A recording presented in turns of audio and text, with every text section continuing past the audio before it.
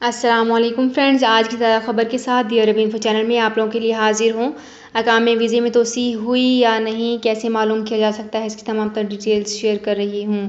سعودی عرب میں corona virus کی وجہ سے تاحال بین الاقوامی پروازوں کی آمد پر پابندی برقرار ہے۔ خصوصی پروازوں کے ذریعے مملکت میں موجود وہ تارکین جو اپنے وطن جانا چاہتے ہیں، انہیں روانہ کیا جا رہا ہے۔ بیرون مملکت میں موجود تارکین کی جانب سے بیشتر سوالات بین الاقوامی پروازیں کھولنے اور ویزوں کے حوالے سے بھی پوچھے جا رہے ہیں۔ شاہی احکامات کے مطابق وہ تارکین وطن جو چھٹی پر اپنے ملک گئے ہیں، ان کے اقاموں کی مدت میں 3 ماہ کی توسیع کی گئی ہے۔ یہ توسیع آپ کے اقامے کی تاریخ کے مطابق کی گئی ہے۔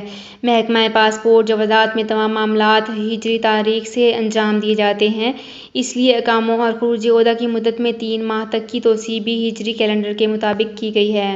تو فرینڈز، یہ تھی میری آج کی ویڈیو۔ ہوپ آپ کو یہ ویڈیو پسند آئی ہوگی۔ اگر آپ کو یہ ویڈیو پسند آئی ہے تو ہمارے چینل کو سبسکرائب، لائک اینڈ شیئر کر لیجئے۔